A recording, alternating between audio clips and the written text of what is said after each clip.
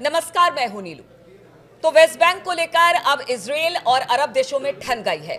Israel ने West Bank को लेकर एक प्रस्ताव पास किया है जिसमें वो वेस्ट बैंक पर कब्जा करना चाहता है। लेकिन सिर्फ अरब देश ही नहीं बल्कि अब अमेरिका भी इजराइल के खिलाफ हो गया है। अब इस पूरे मामले को लेकर किस तरह से आगे बढ़ा है नेतन्याहू, ट्रंप का क्या कहना है, अरब देश इसको लेकर किस तरह के स्टैंड के साथ खड़ा है, बातचीत करने के लिए मयंक मेरे साथ है। मयंक, वेस्ट बैंक इस वक्त चर्चा का विषय बना हुआ है। नेतन्याहू चाहते हैं वेस्ट बैंक में कब्जा हो। आखिर क्यों इतने डिस्परेट हैं नेतन्याहू कि वो वेस्ट बैंक पर कब्जा करना चाहते हैं? देखिए, एक तो बात आपने जहां से शुरू की कि ये वेस्ट बैंक को लेके इजराइल जो है वो अलग थलग है, ईरान खिलाफ खड़ा हुआ है और इन पूरे सब में जो है सबसे प्रमुखता से अगर किसी ने विरोध किया है तो वो ईरान ने किया है। उसके बाद पूरे अरब देश हैं वो इजराइल के खिलाफ खड़े हुए हैं। यहाँ तक कि अमेरिका की तरफ से, ट्रंप की तरफ से भी ये कह दिया गया है कि आप वेस्ट बैंक पर कब्जा करने की कोई कोशिश ना करें। अब ये पूरा मामला शुरू कैसे हुआ वो देखना होगा। इजरायली संसद ने 2 दिन पहले 2 बिल पास किए। अभी जो पूरा मामला वेस्ट बैंक को लेकर शुरू हुआ, ये हुआ कैसे ये पहले समझना होगा। इजराइल ने जो है संसद ने 2 बिल पास किए जो वेस्ट बैंक पर इजरायली कानून लागू करने का रास्ता साफ करते हैं। यानी पूरे वेस्ट बैंक में इजराइल का संविधान लागू करने का उन्होंने रास्ता साफ करने की कोशिश की। पहला बिल पूरे वेस्ट बैंक पर संप्रभुता थोपने का प्रयास है। यानी इसका पहला बिल ये कहता है कि पूरे वेस्ट बैंक पे इजराइल का कब्जा हो जाएगा, वो इजराइल का हिस्सा बन जाएगा। दूसरा जो बिल है, दूसरा बिल जेरूसलम के पास माले अदुमिम सेटलमेंट को कवर करता है, जो एक और सेटलमेंट है जिसका नाम माले अदुमिम सेटलमेंट है। इस एरिया पर भी इजराइल का पूरा प्रभाव हो जाएगा कंप्लीटली। तो ये बिल पास हुआ। जैसे ही ये बिल संसद से पास हुआ, सबसे बड़ी बात है कि जेडी वेंस उस समय इजराइल में ही थे जब ये बिल पास हो रहा था। अमेरिका के उपराष्ट्रपति इजराइल में थे और जैसे ही ये खबर आई बिल पास होने की, उसके बाद जो है पूरे अरब देशों ने इसका विरोध किया। इजराइल के खिलाफ बयान आया, हम आपको बताएंगे किसने क्या कहा।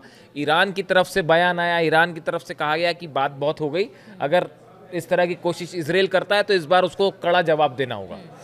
अमेरिका की तरफ से, डोनाल्ड ट्रंप की तरफ से यहाँ तक कह दिया गया कि अगर इजराइल ने इस तरह का कोई कदम किया तो इजराइल के साथ दोस्ती खत्म।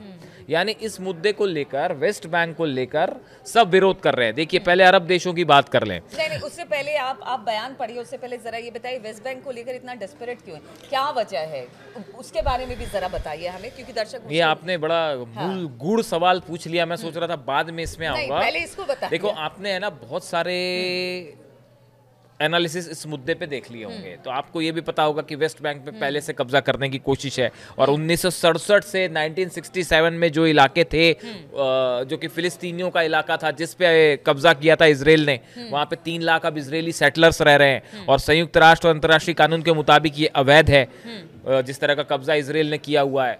लेकिन देखिए, इस समय आप खुद सोचिए एक बात को कि गजा को लेकर इस समय मामला सीज फायर के 2nd राउंड पर अटका हुआ है। पूरी दुनिया इस बात को समझती है, जानती है कि दिल पर पत्थर रख के जो है वो नेतन्याहू ने ये सीज फायर को एक्सेप्ट किया, क्योंकि ट्रंप दबाव बना रहे थे।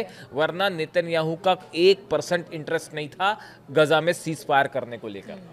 समझ रहे हैं आप?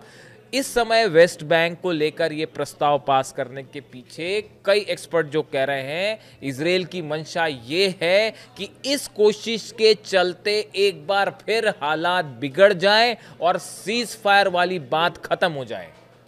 जो इसकी इनसाइड स्टोरी है, जो कई लोग बता रहे हैं, कई विदेश नीति के जानकार जो वॉर एक्सपर्ट्स हैं वो बता रहे हैं। और आप अगर खुद ध्यान से चीजों को एनालाइज करें, देखिए बहुत सारी चीजें ऐसी होती हैं जो ऊपर से कुछ और दिखाई दे रही है, अंदर से कुछ और है, इंटरकनेक्टेड है। तो ये वेस्ट बैंक का मामला है। देखिए, वेस्ट बैंक पे अगर किसी भी तरह का प्रस्ताव ये पास हो जाए कि भाई वेस्ट बैंक पे कब्जा करना चाह रहा है इजराइल, इस तरह की कोई ऑलरेडी फोर्सेज है वहां पे, कई इलाके में अंदर तक है, अगर इसको पूरी तरह से कब्जा करने की कोशिश करता है इजराइल, तो बड़ी साधारण सी बात है कि गजा में हालात फिर से खराब हो जाएंगे, एक बार फिर जंग वाली स्थिति आ जाएगी। क्या वाकई नेतन्याहू यही चाहते हैं कि किसी तरह का सीज फायर ना हो? जो प्लान था ओरिजिनली कि पूरा फिलिस्तीन पर कब्जा कर लिया जाए, फिलिस्तीनियों को वहां से हटा दिया जाए, ये प्लान फेल हो गया सीज फायर के चलते। और ये बड़ा झटका था, सेटबैक था नेतन्याहू और इजराइल के लिए। ऐसी सूरत में अगर वेस्ट बैंक को के चलते, देखिए आप अरब देश जो ये जितने अरब देश हैं ये सब के सब मीडिएटर थे गजा में, जो इन्होंने जो मध्यस्थता करवाई उसमें बीच में यही थे, कतर, इजिप्ट था, कतर था, ये देशों ने जो है मध्यस्थता करवाई। अब यही देश इजराइल के खिलाफ खड़े हैं वेस्ट बैंक को लेकर। यानी आप देखिए, डील तो तब होती है जब दो पक्ष एक दूसरे पे विश्वास करें।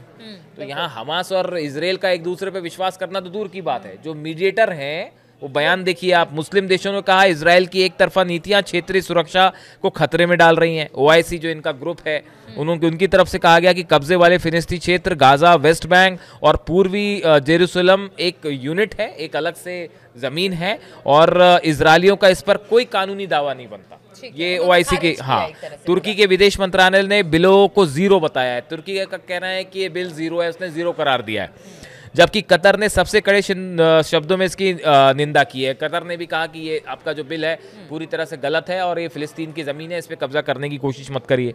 यूएई जो अब्राहम अकॉर्ड से इजराइल से जुड़ा हुआ है उसने भी चेतावनी दी है कि वेस्ट बैंक का अगर किसी तरह का आप अपने में मिलाने की कोशिश करते हैं तो ये रेड लाइन होगी, आप इसको पार करने की कोशिश मत करना।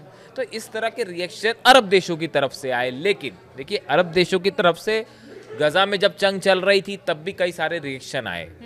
कतर पर जब हमला हुआ उसको लेकर भी, दोहा में जब हमला हुआ उसको लेकर भी अपने अपने बयान आए। लेकिन ईरान की तरफ से अब एक बयान आया है और ईरान की तरफ से कहा गया है, Iran has urged the United Nations Islamic countries to take immediate and effective action to protect the historical rights and identity of the Palestinian people. The move, देखिए ईरान का कहना ऐसा है कि इस मुद्दे को लेकर अगर वेस्ट बैंक पे किसी तरह की मिलिट्री एक्सरसाइज करता है इजराइल, तो आप आलोचना बहुत हो गई और उसने अरब देशों से ये कहा है कि भाई आप मध्यस्थता की भूमिका में हैं तो आप इस पे फौरन कार्रवाई करिए, आप इसमें टाइम मत गवाइएगा। और ये जो ईरान की तरफ से कहा गया है कि ये इजराइल की जो एक एक्सपेंशनिस्ट पॉलिसी है कब्जा करने की जमीन पर, ये अभी भी जारी है। आप इसको किसी गलतफहमी में मत रहिए। जो ईरान का कहना है कि आप इस गलतफहमी में मत रहिए कि इजराइल अपनी ये पॉलिसी रोक देगा। जब गजा डील हुई थी तब भी ईरान की तरफ से यही बात कही गई थी विदेश मंत्रालय की तरफ से कि आप कितना भरोसा किया जाए, इस पे कोई विश्वास नहीं कर सकता इजराइल पर, कभी भी ये डील से पीछे हट सकता है। अब इसी बात को लेकर ईरान की तरफ से चेतावनी दी गई है कि वेस्ट बैंक को लेकर अगर कोई भी एक्शन इजराइल करता है तो आपको सीधा इस पे देर मत करिए। अब देखिए, इस पूरे मामले में दो चीजें हैं। अमेरिका का रुख क्या है? पहली बात तो ये है कि जेडी वेंस और मार्को रूबियो ने दोनों ने नेतन्याहू से फोन पर बात की है। उपराष्ट्रपति और फॉरेन सेक्रेटरी, विदेश मंत्री अमेरिका के, दोनों ने नेतन्याहू से बात की, उनको समझाया कि भाई अगर आप ऐसा कुछ करने जाते हैं तो इससे गजा सीज फायर प्लान पूरी तरह से खत्म हो जाएगा और फिर से जंग शुरू हो जाएगी, फिर से जंगी हालात बन जाएंगे। दूसरी चीज ये है, दूसरी बात डोनाल्ड ट्रंप की तरफ से बयान आया, उन्होंने यहाँ तक कह दिया कि अगर इजराइल इस बात पर आगे बढ़ता है तो नेतन्याहू के साथ दोस्ती खत्म। लेकिन ये बयानों के पीछे एक बात ये भी कही जा रही है कि आप देखिए, अभी हाल ही में जब डोनाल्ड ट्रंप इजराइल गए थे और जिस तरह से भाषण हुआ वहाँ पे नेसेट में, संसद में, जिस तरह की बातें हुई, पीस के बड़े बड़ी बातें हुई, पीस स्थापित करने के दावे हुए कि हम शांति ले आएंगे। बड़े सारे लोगों का ये भी कहना है कि कहीं ये प्रस्ताव जो पास हुआ, ये बड़ा अजीब सा लगता है कि इजराइल की संसद में कोई बिल पास हो जाए और अमेरिका को इसकी जानकारी ना हो। आप अपनी राय बताइए, आपको क्या लगता है? बड़े सारे जानकार ये कहते हैं कि अमेरिका में इजराइल में जो कुछ होता है, पत्ता भी खड़कता है। हाँ, पत्ता भी खड़कता है तो वो व्हाइट हाउस की परमिशन से खड़कता है साहब। तो दो बिल वहाँ पे वेस्ट बैंक को एनेक्स करने के, उस पर कैप्चर करने के दो बिल पास हो जाएं, खासकर वो जब अमेरिका के उपराष्ट्रपति वहाँ पे थे और हाँ, और सीज फायर पे काम चल रहा है। हालांकि इसमें विपक्षी सांसदों ने इसको पार करवाया, इसमें नेतन्याहू के लिक्विड पार्टी का उतना रोल नहीं है। लेकिन कई बार चीजें ऐसी होती हैं कि दिखती कुछ है और होता कुछ और है। तो अब आप खुद सोचिए, क्या ये संभव है कि अमेरिका की परमिशन के बिना ये बिल पास हो गया हो? बड़े सारे लोग ये सवाल पूछ रहे हैं। ये बात मैंने इसलिए कही क्योंकि सोशल मीडिया पे हाँ, अब ट्रंप ने साफ कह दिया। अब इस सिचुएशन में क्या इजराइल, देखिए ये एक प्रस्ताव आगे तब बढ़ेगा जब नेतन्याहू गवर्नमेंट इसको ओके करेगी। अगर ओके नहीं करती है तो आगे नहीं बढ़ेगा। तो अब देखने की बात यह है कि आखिर इस मुद्दे पर आगे डेवलपमेंट कैसे होता है। लेकिन एक दो बातें साफ है, अगर वेस्ट बैंक को लेकर किसी तरह की कार्रवाई होती है तो उसका सीधा असर गाजा गाजा सीज फायर पर होने वाला है और जंग के हालात खत्म, फिर से सीज फायर के हालात खत्म और फिर से सीधी जंग शुरू, क्योंकि इसमें पूरा मिडिल ईस्ट इन्वॉल्व हो जाएगा। पूरा मिडिल ईस्ट इन्वॉल्व होगा और एक बार आप फिर देखेंगे कि दो पूरे मिडिल ईस्ट को कवर करेगा ये। और इसका वेस्ट बैंक का प्रभाव सिर्फ उतने एरिया तक सीमित नहीं होगा, अरब देशों का भी इसमें सवाल होगा। अरब देशों की अमेरिका पर के साथ जो रिलेशंस है वो भी इस पे प्रभावित होंगे। देखिए पीछे जैसे कतर पर हमला हुआ जिस तरह से, उसके बाद बड़े सवाल उठे अमेरिका को लेकर और ये हुआ कि भाई कैसे हमला हो गया, इजराइल ने कैसे हमला किया, तो उससे बड़ी साख को क्षति पहुंची अमेरिका के कि भाई आपने सही समय पे जानकारी नहीं दी और वगैरह वगैरह। उसके बाद फिर अमेरिका को डील करनी पड़ी, नेटो टाइप डील हुई। तो इन हालात में अब ये वेस्ट बैंक पर अगर किसी तरह की कार्रवाई होती है तो ये ना सिर्फ अमेरिका के लिए नुकसानदेह होगा, पूरे मिडिल ईस्ट के लिए, और सीज फायर खतरे में पड़ता दिखाई देगा, जिसका नतीजा एक बार फिर हालात जंग की तरफ बढ़ते दिखाई देते हैं। बिल्कुल। तो वेस्ट बैंक को लेकर नेतन्याहू की क्या रणनीति है, इस पर अरब देश क्या सोच रहे हैं, ट्रंप जो बयान दे रहे हैं वाकई क्या ऐसा ही है कि वो नहीं चाहते कि नेतन्याहू वेस्ट बैंक या फिर इजरायली सेना वेस्ट बैंक की तरफ आगे बढ़े? ये तो आगे आने वाला समय ही बताएगा कि इन स्थिति परिस्थिति में वेस्ट बैंक का होगा क्या स्थिति पहले से बेहतर होगी या नहीं तो फिर इजरायली सेना जिस तरह से वेस्ट बैंक में आगे बढ़ रही है क्या वो और आगे बढ़ेगी, किस तरह के हालात बनेंगे, इस पर लगातार हमारी नजर बनी रहेगी। आप बने रहिए हमारे साथ। शुक्रिया इस चर्चा में शामिल होने के लिए।